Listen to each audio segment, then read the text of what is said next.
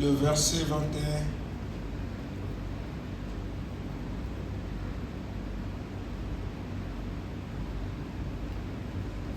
C'est donc Jacques chapitre 5, verset 17. Dieu vous bénisse. Je bénis ce Dieu-là qui nous accorde encore la grâce d'être là, car c'est une grâce. On a passé toute une semaine, chacun avait ses occupations, et aujourd'hui, notre Dieu nous a accordé la grâce qu'on se retrouve dans sa présence pour glorifier son Saint-Nom. Je dis un grand merci à mon papa, pasteur Anate Kalambaï, que Dieu te bénisse, papa, là où tu es, au Kijé, quartier général. Je bénis maman Mehdi aussi, ma maman, et ainsi que tous les serviteurs et servantes de Dieu et toute la communauté. Que Dieu vous bénisse. Amen. Je bénis aussi la présence de chacun de vous. Alléluia. Amen. Nous continuons notre thème qu'on avait commencé le dimanche passé. On parlait sur ce petit point, l'attachement en Dieu. On avait abordé déjà pas mal des points, mais il nous restait encore certains points que j'avais souhaité finir tout pour que nous puissions comprendre et bien maîtriser cet attachement. Parce que j'estime que l'attachement en Dieu, c'est la base même de la vie chrétienne. On ne peut pas compter sur ce Dieu-là si on ne s'attache pas à lui. On ne peut pas aussi vivre des grandes choses venant de Dieu s'il n'y a pas au préalable cet attachement. Donc, d'où l'importance qui est cet attachement. Mais on ne peut pas aussi dire que je m'attache à Dieu sans pourtant comprendre de quelle manière je dois m'attacher. Alléluia. C'est là où ici, on nous dit dans notre premier passage, dans Job, on nous a dit, Papa Zaï, est-ce que tu peux me répéter ça? On nous a dit quoi? Job, chapitre 22, verset 21. 21, oui. Attache-toi. Accorde-toi donc. Oui, dans ma version c'est attache-toi, dans d'autres versions c'est attache-toi. Oui. Ah, ouais. Exactement. Avec Dieu, et tu auras la paix. Ok. Par là, ce qui te reviendra sera bon. Ah, donc attache-toi à Dieu. C'est ce qui te donnera quoi? Tu auras la paix. Alléluia. Amen. Donc d'où on comprend que lorsqu'on s'attache à Dieu, on ne peut qu'avoir la paix. Or, ici, on nous a bien expliqué, l'attachement désigne un lien profond de fidélité, d'amour et de dévotion envers Dieu ou une autre personne. C'est aussi une manière d'exprimer l'obéissance au commandement de la personne à qui on s'attache, le respect et aussi la communion constante. Alléluia. Amen. Donc dans l'attachement, il y a la fidélité, il y a le dévouement envers la personne, il y a l'obéissance à ses commandements, il y a le respect de cette personne à qui on s'attache, il y a aussi la communion permanente. Je ne peux pas parler de l'attachement s'il n'y a pas la communion. Alléluia. Amen. Donc c'est-à-dire, cette communion-là, c'est ce qui prouve mon attachement envers la personne. L'obéissance, le respect, la loyauté que j'ai envers la personne. Donc je ne peux pas dire que je m'attache à Dieu si je n'ai pas cette loyauté, si je ne suis pas fidèle à ce Dieu-là, si je n'exprime pas mon amour. Vous savez, on a toujours tendance à parler de ce que Dieu peut nous donner, ce que Dieu peut nous procurer. Mais on oublie aussi que nous aussi, on a des choses que Dieu attend de chacun de nous. Oh, j'aime bien faire à l'école, quand on était à l'école, on nous apprenait les devoirs des enfants envers le parent, mais il y avait aussi les devoirs des parents envers les enfants. Même si dans ces devoirs-là, les parents ont une grande partie, mais les enfants aussi ont leurs devoirs envers les parents. Et on nous parlait de respect, l'obéissance. Et tout cela pousse les parents aussi à vous apporter ce que vous avez besoin. Donc c'est pareil pour Dieu. Dieu aussi attend certaines choses venant de nous. Et dans cet attachement, il est important que ce Dieu-là puisse voir la fidélité. Je suis fidèle à Dieu, peu importe ce qui se passe dans ma vie. Je lui reste fidèle. Même si certaines choses, je ne l'ai pas encore obtenues, je lui demande, il ne m'a pas encore donné, mais je lui reste fidèle. La fidélité ne s'exprime pas que lorsque on me donne ce dont j'ai besoin, mais même lorsque je n'ai pas ce dont j'ai besoin, mais je reste fidèle. La fidélité, c'est la manière de s'attacher à la personne sans arrière-pensée, sans intérêt, mais je lui reste fidèle. Alléluia. Amen. Oh, Dieu aussi attend ce que nous lui soyons fidèles, peu importe ce qui se passe. Mais le seul avantage que nous avons avec Dieu, il sait ce que nous avons besoin. Il te le donnera. Mais tout ce qu'il te demande, de lui être fidèle. Alléluia. Amen. Tu peux montrer la fidélité à un humain. C'est bien. Mais sache-le que la personne peut te trahir. Mais la fidélité envers Dieu, cette fidélité-là paye toujours. Et cette fidélité-là, Dieu ne trahit jamais les gens qui lui sont fidèles. On nous demande aussi de lui exprimer notre amour.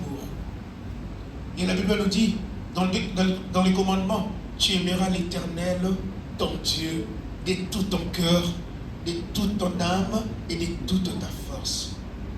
Vous savez, Dieu est amour, certes, mais lui aussi, il a besoin qu'on lui exprime l'amour. Parce que si ce n'était pas le cas, on n'allait pas nous parler de ça dans les 10 commandements. Donc c'est que Dieu aussi a besoin qu'on lui montre notre amour. Amen. Alléluia. Amen. Et c'est là où on a évoqué même les 3 éléments essentiels dans un humain. Tu aimeras l'Éternel ton Dieu de tout ton cœur, de toute ton âme et de toutes tes pensées ou ta force. Alléluia. Amen. Donc tu dois l'aimer sans pourtant mettre ton cœur à côté. Donc tu dois l'aimer avec ton cœur. Et tout à l'heure, en venant, on parlait avec ma femme, on parlait, si Dieu nous permettait de voir le cœur des gens, aïe, ça allait être un scandale total. Et heureusement, c'est un domaine que Dieu a réservé ça pour lui. Parce que si Dieu nous donnait le monopole de regarder le cœur des gens, je pense que personne n'allait s'attacher à qui que ce soit ou n'allait parler à qui que ce soit. C'est là où la Bible nous dit, le cœur de l'homme est tortueux, il n'y a que Dieu seul qui peut les sonder. Amen. Et c'est justement pour ça qu'il nous pousse à l'aimer de tout notre cœur. Il faut que ton cœur s'attache à ce Dieu-là. Tu ne peux pas lui parler de l'amour sans que ton cœur soit attaché. Il attend aussi que ton amour-là soit amené par ton cœur. Alléluia. Et on nous dit aussi, on doit l'exprimer, notre obéissance. L'obéissance à ses commandements. La dernière fois, Papa Isaïe nous avait parlé des commandements de l'Éternel, les 10 commandements. Tu ne peux pas dire que tu aimes Dieu ou tu es attaché à Dieu si tu n'obéis pas à ses commandements. Il est important d'obéir aussi à ses commandements. Amen. On nous parle aussi le respect profond et la communion constante. Vous savez, nous gardons la communion avec Dieu que par la prière. Tu ne peux pas dire que tu t'attaches à Dieu si l'aspect de la prière est négligé. Parce que c'est le seul moyen qu'on peut communier et qu'on peut communiquer avec Dieu. C'est le seul moyen qu'on peut garder une communion permanente avec Dieu. Ce n'est que par la prière. Car la prière est un dialogue d'un chrétien avec son Dieu. Alléluia. Amen. Et on nous dit ici, l'attachement à Dieu est une source de vie et de paix. Cet attachement pour toi sera une source de vie et aussi de paix. Je tiens à donner un exemple ici. Vous allez voir certaines personnes, la personne n'a pas grand chose dans sa vie. La personne n'a pas une vie waouh. Mais vous voyez toujours cette personne est joyeuse. Tu dis, mais comment ça fait que tu es toujours joyeuse, mais on te voit, on constate qu'il te manque des choses. Pourquoi? Parce que nous, on a toujours tendance à résumer la vie ou la joie d'une personne par rapport aux avoirs, par rapport aux biens. Mais une personne qui s'attache à Dieu sera joyeuse, peu importe ce que vous pensez, peu importe ce qu'il a ou ce qu'il n'a pas. Lui, le problème, c'est que c'est la joie de l'Éternel qui constitue sa force. Donc, il a Dieu. Le reste, il sait que ça viendra. Même s'il n'a pas aujourd'hui, il sait que demain, il aura. Parce qu'il a Dieu. C'est lui qui est la source de vie. Amen. Tant que tu as la source de vie, ça c'est que tu auras toujours ce que tu as besoin.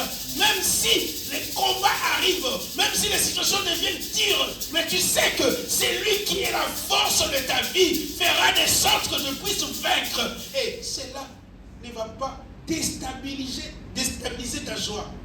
Alléluia. Amen. Vous savez pourquoi on est souvent inquiet? C'est parce que on ne croit pas à la présence de Dieu dans notre vie. C'est là où on est souvent inquiet. J'aime bien dire que tout ce dont nous avons besoin, Dieu l'a installé en nous. Mais tout ce qu'il nous demande, ne vous inquiétez de rien. En toutes choses, faites connaître vos besoins. Oh, j'aime bien que quelqu'un me dise ça. Ne t'inquiète de rien, faites connaître tes besoins. Et ce qui est bien, parce que la personne qui nous l'a dit, ce n'est pas un humain, c'est un Dieu. C'est lui qui a créé les cieux et la terre. C'est lui qui connaît le besoin de tout et chacun de nous. C'est lui qui a tout entre ses saintes mains. Et cette personne te demande de ne pas t'inquiéter, mais faites connaître tes besoins. Mais nous les humains, comme on a toujours tendance à paniquer sur tout, et on présente toujours des inquiétudes face à une situation. Et c'est ce qui démontre même notre manque d'attachement. Alléluia. Amen. Je vais donner un exemple simple. Prenez exemple, aujourd'hui, j'ai un attachement très profond envers un président de la République.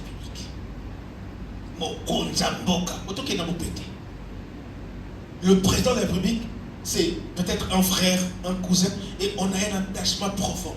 Vous croyez vraiment que je vais m'inquiéter sur quoi que ce soit? À part une maladie qui peut m'amener à la mort. Mais même la maladie, je dirais qu'à lui ferait de sorte de m'envoyer dans des hôpitaux réputés où je serais bien soigné. Donc, c'est-à-dire en fait, tu n'auras pas vraiment d'inquiétude. Mais or, cette personne ne peut pas te garantir la vie éternelle, ni te garantir que la mort ne te touchera jamais. Mais par contre, on fait confiance à ces genres de personnes.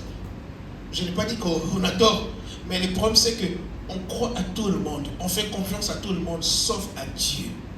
Mais or, c'est lui, la Bible dit, c'est lui qui est la source de vie. Lorsqu'on s'attache à lui, il est la source de vie. Donc, c'est-à-dire tout ce que tu peux chercher, tout ce que tu peux vouloir, lui, il est la source. Alléluia. Donc, d'où l'importance de chercher l'attachement avec ces dieux-là. S'attacher à Dieu te garantit un avenir meilleur. S'attacher à Dieu apporte la paix intérieure et le bonheur. Vous savez ce qui détruit beaucoup plus, c'est le manque de paix intérieure. Lorsque dans mon intérieur, je ne suis pas en paix, peu importe ce que je peux manifester à l'extérieur, ça ne donnera rien de bon. Pourquoi? Parce que à l'intérieur, je suis détruit. Vous savez, quand quelqu'un veut te détruire, la première des choses commence déjà par t'enlever ta paix intérieure. C'est là où on ne permet jamais que quelqu'un t'enlève ta paix intérieure, peu importe la relation que tu as avec cette personne. Alléluia. Mais heureusement, par la grâce de Dieu, la Bible nous dit, l'attachement avec Dieu nous apporte la paix intérieure. Donc ça veut dire tout simplement, même si le monde essaie de détruire ma paix intérieure, mon Jésus restaure cette paix-là, car c'est lui qui garantit la paix intérieure. C'est lui maintenant qui m'apporte cette paix par cet attachement, par la relation que j'ai avec Dieu. Et c'est là me donne la paix intérieure. Alléluia. Même si le bien de ce monde m'enlève la paix, même si les gens cherchent à déstabiliser ma paix, mais mon Dieu me le garantit. Vous vous rendez compte de l'importance d'avoir cet attachement avec Dieu. Alléluia. Amen. Vous savez, quelqu'un qui n'a jamais connu ce manque de paix intérieure, peut-être qu'il ne pourra pas comprendre ce que je suis en train de dire. Mais moi, j'en ai connu, je sais. Vous savez, la paix intérieure ne se résume pas par rapport à l'argent. Non, non, non. Tu peux avoir l'argent. Tu peux avoir peut-être la possibilité de manger ou de te déplacer. Mais tu n'es pas en paix. Et ça détruit tellement. Je dis, c'est le pire de virus qui peut exister. Et maintenant, quand on me dit que mon Dieu restaure ma paix intérieure, mon Dieu m'apporte la paix intérieure. Je ne sais pas. Moi, ayant passé par là, il n'y a pas quelque chose que je peux demander que la paix intérieure qui vient de l'Éternel. Alléluia. Amen. Vous savez, cette paix-là, tu peux manquer 10 francs, mais tu es dans la joie.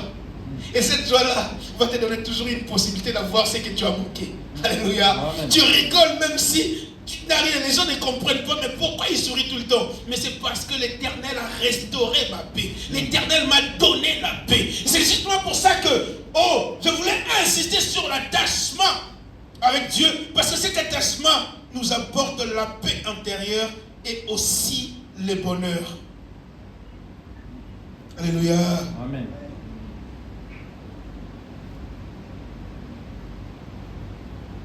Et ici dans Jacques, la Bible nous dit, Élie était un homme de la même nature que nous. Mais il pria avec insistance pour qu'il n'y ait plus de pluie et la pluie ne tomba plus. La Bible précise qu'il était de la même nature que nous. Moi, un humain, lui aussi un humain. J'ai des bras, lui aussi il avait des bras. Donc il est de la même nature que nous. Donc c'est-à-dire qu'il n'y a pas une différence au niveau de la création. Au niveau fait, de la composition de nos corps, non. Il n'était pas un extraordinaire. Il n'avait pas 4 jambes, non. Il n'avait pas 2 têtes, non. C'est un homme qui a la même composition physique que moi. Donc tous les éléments que j'ai, et lui aussi il en avait. Mais la seule différence, que cet homme avait un attachement avec un Dieu.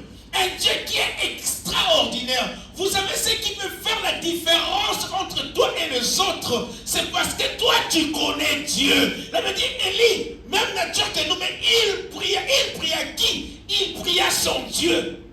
C'est lui à qui il s'est attaché. D'où l'importance de comprendre que ta vie est attachée à qui? Parce que c'est cette personne-là qui te donnera l'image de ta vie. Alléluia. Amen. J'avais dit dimanche passé, l'attachement transforme celui qui s'attache. Donc c'est-à-dire la manière dont tu t'attaches à Dieu va transformer ta vie en fonction de Dieu. Si je m'attache à Papa Isaïe, ma vie sera transformée à l'image de Papa Isaïe. Donc du coup, tout dépend avec qui tu t'attaches. Ici, Élie, même nature que nous, mais il s'est attaché à qui? À Dieu. Pendant que le peuple commençait à tourner les dos à ce Dieu-là qui a créé les cieux et la terre, mais cet homme est resté fidèle à ce Dieu-là. Et cette fidélité-là lui a donné droit d'ordonner à ce qu'il n'y ait plus de pluie, la pluie. Alléluia. Amen. Il n'a pas demandé l'autorisation à Dieu pour arrêter la pluie. Mais il a déclaré, sur ma parole, il n'y aura ni pluie, ni rosée. Sur ma parole. Je vais dire à quelqu'un, ton attachement à Dieu fera de sorte que tu prononces des choses et Dieu va les suivre. Amen. Amen. Est-ce que quelqu'un m'a compris? Amen. Il nous dit, la Bible dit, Dieu est derrière la parole de ses serviteurs pour pouvoir les accomplir avec des signes et des prodiges et des miracles. Il est derrière qui? Derrière la parole de ses serviteurs. Donc c'est ce que moi je dis. Dieu sera derrière pour l'accomplir. Mais la seule question, est-ce que je suis attaché réellement à Dieu? Si c'est le cas, tout ce que tu diras, cela va arriver. Pourquoi? Parce que Dieu va accompagner tes paroles. Élie a pris cette position parce qu'il avait confiance à ce Dieu-là. Il savait à qui s'est attaché. Comment une seule personne peut défier tout un peuple? Une seule personne qui peut défier tout un groupe de gens. Rassemblez vos prophètes, rassemblez le peuple, nous allons nous confronter. Parce que moi je sais que mon Dieu est le véritable. Et vous aussi vous croyez que votre Dieu est le véritable. Donc chacun va présenter son Dieu. Vous savez, l'attachement à Dieu va te donner une certaine assurance.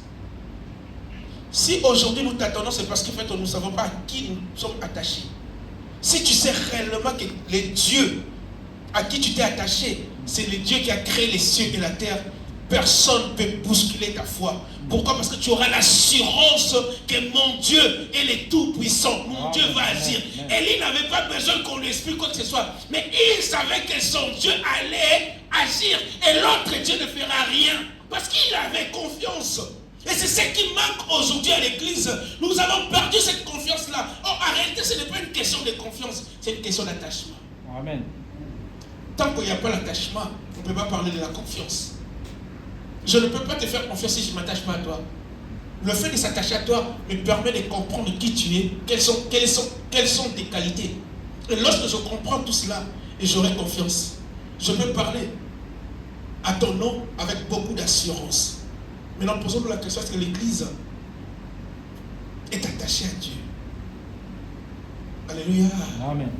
Il y a des moments où nous partons vite, mais nous sautons certaines étapes, et en allant vite là, on attend des choses, on ne reçoit pas, ou on demande des choses et cela n'arrive pas. On ne se pose pas des questions. Est-ce qu'il n'y a pas un élément qu'on a oublié? Moi, je pense que la seule des choses qu'on a oublié d'abord, c'est de savoir est-ce qu'il y a eu cet attachement. L'attachement n'est pas parce que tu viens à l'église. L'attachement, ce n'est pas parce que tu fais partie d'une communauté. Non, j'aime bien dire toujours, aucune communauté sauvera qui que ce soit. Je ne serai pas sauvé parce que je suis membre des ciels ouverts, non. Je serai sauvé si je crois au Dieu des ciels ouverts. C'est ce Dieu-là qui va me sauver, pas la communauté. Donc je peux être membre de cette communauté, mais si mon attachement avec ce Dieu-là n'est pas bon, rien ne se passera. Le salut n'entrera pas. Alléluia. Amen. Vous savez, il y a certaines bénédictions, on peut recevoir des bénédictions collectives liées à la communauté. Oui, tu peux aussi en bénéficier. Mais il y a pour le salut, cela est individuel. La Bible dit, le salut est individuel. Alléluia. Amen. C'est comme vous êtes, je peux payer le frais scolaire pour tous mes enfants. Mais le problème, c'est que c'est les efforts fournis à l'école qui feraient de sorte que chaque enfant puisse réussir. Mais ils ont tous réussi le frais scolaire. Hein. J'ai payé pour tout le monde. Mais par contre, chacun doit fournir des efforts maintenant pour obtenir de bonnes notes. C'est comme ça aussi dans la vie chrétienne. Oui, le salut est entré par Jésus-Christ. Sur la croix, il a donné de sa vie. Mais le problème, c'est qu'il dit, il est venu vers les siens ne l'ont pas reçu. Mais à tous ceux qui l'ont reçu, à ceux qui croient à son nom, il les a donné le pouvoir de devenir enfants de Dieu. Mais d'abord, il faut croire à son nom. Donc, c'est-à-dire, Christ a fait ce qu'il devait faire. Lui, il a rempli son devoir. Mais quitte à nous aussi d'aller vers lui, de s'attacher à lui, de croire en lui, d'obéir à ses commandements, de marcher, de lui être fidèle. Tout cela, il en a besoin de lui montrer notre amour, notre obéissance. C'est ce qui va faire la différence. La différence, c'est pas parce que je prêche ou je ne prêche pas. La différence, c'est pas parce que j'ai un titre au sein de l'église ou pas. Non, c'est pas ça. Si on devait être sauvé par des titres, arrêtons de prier, mais cherchons des titres. Et c'est là qui s'appelle des archibishops. Mais je pense qu'ils auront des places assez élevées au ciel là-bas. Oh, j'aime de voir ça. Est-ce qu'il y aurait des catégories là-bas? Gouvernement céleste, le style balterne, je ne sais pas. Peut-être. Non. Alléluia. Amen. Ce qui est le plus important, c'est comment est-ce que tu es fidèle à ton Dieu. Ce que tu fais comme travail avec ces dieux-là. Dévouement. Aujourd'hui, on aime bien faire tout ce qui honore les titres honorifiques, on aime bien. Mais on oublie une chose, Dieu ne regarde pas cela. Dieu nous considère comme des serviteurs et des servantes. Et ton serviteur, qu'est-ce que tu as servi? Qu'est-ce que tu as donné? Qu'est-ce que tu as apporté? Et c'est ce qui démontre aussi l'attachement. Parce que Christ est venu sur la terre pas étant un messie qui devait s'installer là-bas en haut et que tout le monde puisse... Non, non, non. Il est venu comme un serviteur. Il était au service. Il parlait aux pauvres. Il a montré que non, non, non, non, je suis venu apporter ce qui manquait au peuple. Si nous sommes attachés à lui, nous devons aussi montrer cette simplicité. Alléluia. Amen. Et aujourd'hui, on remarque que quelqu'un qui n'a pas l'attachement envers Dieu, c'est aussi par sa manière de se comporter. Élie, même nature, il priait avec insistance, et le feu, et il n'y avait plus de pluie. L'humanité d'Élie. Élie était un grand prophète de l'Ancien Testament. Il n'avait pas de nature différente, pas de nature divine ni magique, mais il avait en lui un Dieu. Ce qui est plus important, c'est d'avoir Dieu en toi. Malgré tes faiblesses, malgré tes doutes, lorsque tu as Dieu en toi, il n'y a que lui qui efface ses doutes. Il n'y a que lui qui enlève, il n'y a que lui qui fait des faiblesses une force. Il n'y a que Dieu. Ce que j'aime avec ce Dieu-là, parce qu'il te prend tel que tu es et lui fait un travail en toi pour t'amener maintenant son image. Et ce travail-là, peut-être, ça peut prendre du temps, mais ce qui est sûr, c'est Dieu-là fait un travail en toi. Et les gens verront la différence. C'est là où la Bible dit, vous verrez la différence entre ceux qui me servent et ceux qui ne me servent pas. Même si on a tendance à amener cette différence-là sur le plan matériel, à regarder, moi je suis béni, c'est ça la... Non, non, non, non, non, non. Cette différence, elle est d'abord spirituelle. Le travail à l'intérieur, ce qui t'apporte à l'intérieur, ces changements-là, cette transformation. Ce que j'étais, ce n'est pas ce que je suis aujourd'hui, à cause de Jésus-Christ. Pas à cause de quoi, de qui que ce soit, ou de ce qui... Non, c'est à cause de l'évangile. C'est là où Paul dit, c'est que moi j'ai trouvé comme gain, aujourd'hui je le trouve comme une perte de temps, à cause de l'évangile. C'est-à-dire l'évangile m'a prêché plus que les autres, plus que les humains. La parole m'a prêché. Et c'est cette parole-là qui peut me transformer. Il n'y a pas une autre chose qu'on nous a laissé que la parole. La parole, c'est ça le miroir même de la vie chrétienne. Lorsque je regarde ma vie face à la parole, est-ce que ma vie correspond à cette parole? Et c'est ce qui démontre même ton attachement envers Dieu. Tu ne peux pas t'attacher à Dieu si tu n'obéis pas à ses commandements, tu n'obéis pas à sa parole. Il a dit, vous connaîtrez la vérité et la vérité vous rendra libre. La vérité, c'est la parole de Dieu. Lorsque je connais cette vérité, lorsque j'apprends cette vérité, lorsque j'écoute cette vérité, et c'est cette vérité-là qui me rendra libre. Mais libéré de l'emprise du malin, mais libéré de toutes mes faiblesses, mais libéré de ces mauvais cœurs, mais libéré de tout ce que j'ai trouvé comme gain. C'est cette vérité qui doit me libérer. Et lorsque j'arrive à ce stade, c'est là où je peux dire que non, non, non, non, là je suis attaché à ce Dieu-là. C'est ce que Paul a dit. Moi, Paul, prisonnier de Jésus. Il n'a pas dit ça au début. Il n'a pas dit ça lorsqu'il avait rencontré Christ sur le chemin de Damas. Non, mais il a dit ça après expérience, après avoir marché avec Jésus-Christ, après avoir expérimenté la main puissante de Dieu. C'est là où il a conclu par dire que moi, Paul, prisonnier de Jésus, un homme qui se considère prisonnier. Donc, c'est-à-dire, lui, il résume son attachement en disant que je suis prisonnier et c'est lui à qui je me suis attaché. C'est fort comme mot, c'est fort comme position, mais je pense que, étant intelligent qu'il était Paul, il comprenait le vrai sens d'un prisonnier. Parce que lui, il arrêtait des gens, il les mettait en prison. Il savait qu'être emprisonné, tu n'as pas la liberté de faire tout ce que tu veux. Tu dépends des gens qui te dirigent, des gens qui te contrôlent. Maintenant, quand il dit, il n'a pas dit prisonnier de tout le monde, mais prisonnier de Jésus-Christ. C'est dit, oh, je préfère 10 000 fois être prisonnier de Jésus parce qu'il va me conduire toujours sur le bon chemin. Alléluia. Amen. Il va me conduire toujours dans le droit chemin.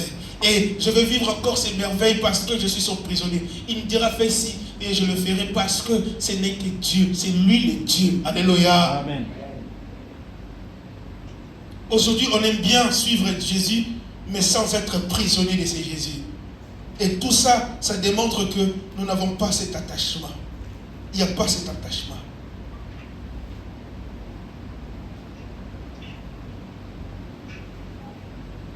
L'attachement. Et c'est ce qui permet aussi de démontrer la puissance. Parce que lorsque tu t'attaches à Dieu, maintenant Dieu investit maintenant en toi. Il met son esprit, c'est pour que tu démontres maintenant sa puissance. Alléluia. Amen. Lorsqu'il se rend compte que tout ce qu'il cherchait en toi, il l'a retrouvé. Et maintenant, il investit, maintenant, il met son esprit saint. Il doit d'abord trouver la fidélité, la loyauté et l'amour, l'obéissance. Et lorsqu'il voit que tous ces éléments sont réunis, lui maintenant il met son esprit saint. C'est comme pour investir dans une personne, je dois être sûr à 100% que la personne est fiable. Et une fois que je trouve que la personne est fiable, c'est là où maintenant je peux mettre le capital. Alléluia. Et Christ, par cet attachement maintenant, lui pousse maintenant à investir dans chacun de nous. C'est là où il avait même dit aux disciples, quand il s'est rendu compte qu'ils étaient suffisamment préparés, il a dit, il est important que je m'en aille pour que le Saint-Esprit vienne. Et lorsqu'il viendra, il vous conduira maintenant dans toute la connaissance. Et lorsque le Saint-Esprit est venu, les disciples ont commencé maintenant à parler, à prêcher, chose qu'ils ne faisaient pas avant. Maintenant, par l'arrivée du Saint-Esprit, c'est là où maintenant ils ont commencé à le faire. Mais moi, la question que je me pose souvent, est-ce qu'ils n'étaient pas assez formés, assez enseignés pour prêcher? Peut-être oui, parce qu'au jour d'aujourd'hui, tu prends quelqu'un, au bout de 3 mois, la personne commence déjà à prêcher. Maintenant, pose-toi la question, est-ce que lorsque la personne prêche, est-ce que cela est amené par le Saint-Esprit? Est-ce que la personne a un attachement permanent avec Dieu? C'est une question qu'on se pose. Alléluia. Mais Christ, après 3 ans, il les a demandé, attendez encore, il faut que le Saint-Esprit vienne. Pourquoi? Parce qu'il y a la partie pratique, il y a la partie théorique, il y a aussi la partie pratique. Il faut que le Saint-Esprit vienne. Parce que tout ce qui sortira de ta bouche, ça ne sera pas tes propres paroles, ça ne sera pas ta pensée, ça ne sera pas une réflexion, mais ça sera la révélation, ça sera poussé par l'Esprit. La Bible dit, c'est poussé par l'Esprit que les hommes ont parlé de la part de Dieu. Ce n'est pas poussé par le sentiment, par le désir. Parce que si on est poussé par le désir, je vous parlerai des choses qui ira plutôt dans mon sens. Alléluia. Il y a certaines choses, j'éviterai d'en parler. Pourquoi? Parce que, attention, ça c'est un piège. Je risque de me... Donc, on va commencer à trier la parole. Mais lorsque le Saint-Esprit parle, le Saint-Esprit ne trie rien. Le Saint-Esprit parle par rapport aux vrais besoins. Alléluia. Amen. Le Saint-Esprit cible le vrai besoin du peuple. Et il parle de ces besoins-là dans le but de guérir son peuple. Et c'est là où il dit, il envoya sa parole et sa parole les a guéris. Il faut que la parole puisse guérir. Si la parole ne guérit pas, ça ce n'est pas une parole. On ne peut pas être malade et sortir malade. On vient malade, on sort malade et que la parole est prêchée. Non, la parole doit guérir. Alléluia. Je ne peux pas venir toujours à l'église dire amen. Non, il y a certaines choses qui peuvent aussi me faire mal. À ça, ça m'a touché. À ça, ça m'a dérangé. Mais dans un seul but, que je sois guéri. Alléluia. Quand on a une plaie et qu'on nous met un produit sur la plaie, ça ne fait pas la joie. Comme dit souvent mon père Zaï, oui, ça ne fait pas la joie. Mais par contre, on supporte parce qu'on sait qu'après avoir eu ce produit, aujourd'hui, je serai guéri. Comme j'ai besoin de cette guérison, je préfère que cela me fasse du mal, que cela même me fasse crier, mais à une seule condition, que je sois guéri. C'est là où on a dit, il envoya sa parole. Et je prie à ce que cet après-midi, que sa parole guérisse quelqu'un par cet attachement, que tu sois guéri de toutes les faiblesses, que tu sois guéri de toute infidélité. Au nom de Jésus. Alléluia. L'attachement. C'est là où Jacques, qui était dans le Nouveau Testament, avait évoqué la vie d'Élie. Vous savez, Élie, lorsqu'en fait il avait interdit aussi la pluie, mais il savait que lui aussi, il allait se retrouver dans cette situation. Mais il savait aussi que par l'attachement qu'il a avec son Dieu, Dieu fera de sorte que lui soit épargné. Alléluia. Amen. Vous savez, l'attachement avec Dieu garantit certaines choses que les autres ne peuvent pas comprendre. Là où les gens peuvent croire que, non, c'est très compliqué ici. Mais toi, ton attachement avec Dieu te poussera à croire que non, il y aura toujours une possibilité. Amen. Quelqu'un qui s'attache à Dieu ne voit pas les choses de la même manière que les autres. Ta vision sera différente. C'est là où, ne te plains pas parce que, en fait, ne te dérange pas parce que tu n'as pas la même vision que tout le monde. Mais rassure-toi juste d'avoir la même vision avec ton Dieu. C'est lui à qui tu t'es attaché.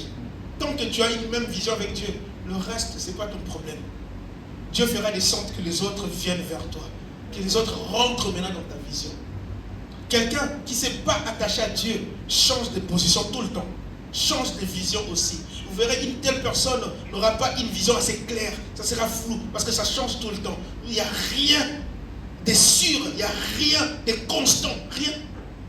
Mais quelqu'un qui sait, qui connaît son Dieu, il restera, il va s'attacher.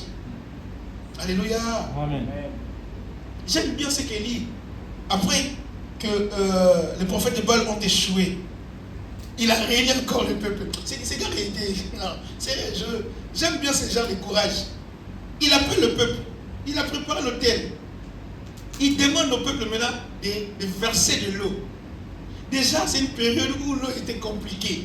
C'est lui qui avait même arrêté la pluie. Mais il leur demande d'amener de l'eau, verser de l'eau, verser encore de l'eau. Mettez encore de l'eau. Il leur demande de mettre encore de l'eau. Oh, j'aime bien faire dans ta vie, lorsque tu laisses la parole de Dieu couler jusqu'à remplir la terre, sache-le que cela va te donner une stabilité. Tu n'auras même pas l'idée. Que la parole remplisse ton cœur à un point que non, rien ne peut te bousculer. Peu importe ce qu'on t'amène, toi aussi tu vas présenter la parole. Vous savez ce qui a aidé Christ face au diable? Parce qu'il avait aussi la parole. Et aujourd'hui, si nous perdons assez facilement, c'est parce que nous n'avons pas la parole. Nous ne présentons pas la parole. Nous présentons des philosophies. Nous présentons en fait des idéologies au lieu de présenter la parole de Dieu. La parole de Dieu n'est pas une idéologie, non, n'est pas une philosophie, c'est la vérité. Amen, c'est ça la amen. différence. Ma philosophie n'est pas forcément la vérité, mais la parole reste la vérité. Amen. Et c'est cette vérité-là qui rend libre. Amen. Il leur a demandé, mettez. Et puis au moment où il devait prier, il a dit que l'on sache que tu es Dieu et que moi, je suis ton serviteur. Je ne sais pas si quelqu'un a compris. Il n'a pas dit qu'on sache, non. Que je sache, non. Mais que l'on sache. Bango Bayeba. Que ce peuple puisse savoir que moi, toi tu es Dieu et que moi je suis ton serviteur. Parce que moi je sais que tu es Dieu et que je suis ton serviteur. Et ils ont échoué. Et je sais que toi tu vas réussir. Moi je le sais. Mais quand je le fais pour que ces gens-là sachent que tu es Dieu et que moi, je suis ton serviteur. En d'autres termes, il voulait dire que tu es Dieu et que moi, je me suis attaché à toi. Tu es Dieu, moi, je te fais confiance. Tu es Dieu, moi, je t'appartiens. Tu es Dieu et moi, je suis ton prisonnier. Tu es Dieu, moi, je ne fais qu'amener ce que toi tu me diras d'amener? Oh, tu es Dieu. Moi, je ne fais qu'exécuter tes ordres.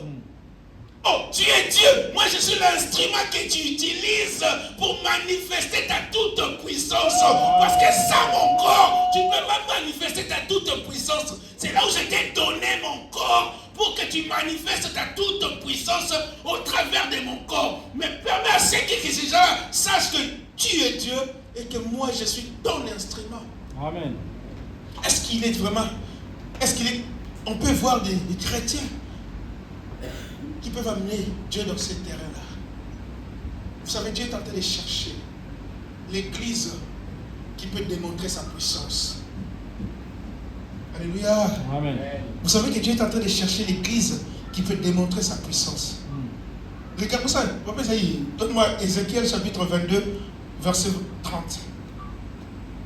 Dans le mal, le peuple s'est comporté tellement mal. Et Dieu, la Bible dit, Dieu disait, je cherche parmi eux un homme qui élève un mur, qui se tienne à la brèche devant moi en faveur du pays. Il est temps que Dieu est en train de chercher maintenant quelqu'un qui va se lever. Quelqu'un qui ne va pas se laisser emporter par n'importe quelle vague. Quelqu'un qui ne sera pas corrompu par tout ce qui se présente. Quelqu'un qui ne se laisse pas influencer. Mais quelqu'un qui reste dans la brèche. Et quelqu'un qui invoque le nom de l'Éternel. Oh, je ne sais pas, peut-être dans ta famille, Dieu cherche quelqu'un, il va se lever. Quelqu'un qui va se lever. Quelqu'un qui va intercéder pour les autres. Quelqu'un qui va intercéder pour ta famille. Quelqu'un qui va intercéder pour l'église et corps du Christ. Quelqu'un qui va intercéder pour ce pays. Dieu cherche quelqu'un. Quelqu'un de fidèle. Quelqu'un qui n'est pas facile. Qu'on peut acheter facilement. Quelqu'un qui ne se laisse pas emporter par n'importe quel vent. Dieu est en train de chercher. Et cette parole, ça m'est venu ce matin. Vous savez, quand Dieu trouve une situation chaotique, il cherche toujours quelqu'un. Quelqu'un qui est digne pour intervenir. A priori, il cherche quelqu'un qui est attaché à lui. Il cherche quelqu'un de digne pour intervenir. Dieu est prêt d'intervenir. Il est prêt d'apporter les secours dans ta famille, dans ton foyer, dans ton église, dans ton pays. Mais il a besoin de quelqu'un. Il ne peut pas agir seul. Pour sauver ce monde, il a fallu qu'il envoie son fils. Pour sauver ta famille, il a besoin de toi, il a besoin de moi. Et lorsque je refuse, donc je refuse que le salut entre dans ma famille. Je refuse que le salut entre dans mon église. Dieu cherche quelqu'un. Dieu te cherche pour changer les choses qui se passent dans ta famille. Il cherche quelqu'un pour changer les choses qui se passent tout autour de toi. Alléluia. Amen. Il te cherche maintenant pour accomplir sa volonté. Car il a une volonté pour nous, pour l'église. Mais il cherche qui? Qui sera là? Qui peut se présenter? Dieu a besoin de quelqu'un. Si, en ce moment-là, il y avait Élie qui s'est présenté. Il y a Élie qui était le canal par lequel Dieu a délivré le peuple, a sauvé le peuple de cette emprise de ces prophètes de Baal. Mais aujourd'hui, il y a aussi une emprise qui règne où la parole est bafouée, la parole est rejetée. On parle de Jésus, mais rien ne change. On a combien d'églises? Chaque dimanche, si on compte le nombre d'églises. Mais est-ce que cette parole-là a de l'effet? Est-ce que cette parole-là apporte quelque chose? Dieu cherche une église qui va se lever. Oh, je ne parle pas de la communauté, mais je parle de ta vie, de ma vie, car nous sommes une église de Jésus-Christ. Il a dit, Dieu, Père, sur cette pierre, je bâtirai mon église, et les portes de séjour de mort ne feront rien contre elle. Mais aujourd'hui, les portes de séjour de mort ont une emprise sur l'église. L'église est dominée. L'église est sacrifiée. On parle de quelle église? Oh non. Moi, il ne s'agit pas de l'église que mon Jésus nous a laissée. Il ne s'agit pas de l'église qu'il avait parlé à Pierre. Il avait bien précisé que les portes de ces gens de mort ne feront rien contre elle. C'est mon église. Est-ce que c'est toujours son église? Je cherche quelqu'un. Est-ce qu'il y a toujours des courageux, de celles-là qui vont dire non, non, non, nous n'allons pas manger la viande sacrifiée aux idoles, nous n'allons pas monter à la table du roi, nous refusons la table du roi, même si on sera rejeté, mais on accepte juste à cause de Jésus. Cet attachement te donnera ce courage. Ce courage d'accepter, de souffrir, de se battre. Les apôtres étaient arrêtés tout le temps. Ils étaient tout le temps mis en prison. Mais ils continuaient. Pourquoi ils n'arrêtaient pas? Parce qu'ils savaient à qui ils sont attachés. Pourquoi nous rejetons? Pourquoi nous refusons? Pourquoi nous ne montrons pas ce courage? C'est parce qu'il n'y a pas cet attachement. Frère Vané, on écoute tout, n'importe quoi. On accepte tout. La compromission est entrée même à l'église. Le sanctuaire est tellement profané. Et on accepte. Dieu cherche quelqu'un qui va se lever. Il a toujours besoin de quelqu'un. À ce moment-là, c'était Élie qui s'est levé. Jusqu'à quand servirez-vous de maître? Soit vous trahissez l'un, soit tu ne peux pas servir de maître, tu ne peux pas. Et Élie devait se lever. Jusqu'à quand? Il voulait que cela s'arrête. Mais Élie, Jacques nous dit qu'il était de la même nature que nous. Amen. Même nature que nous. Oh, pourquoi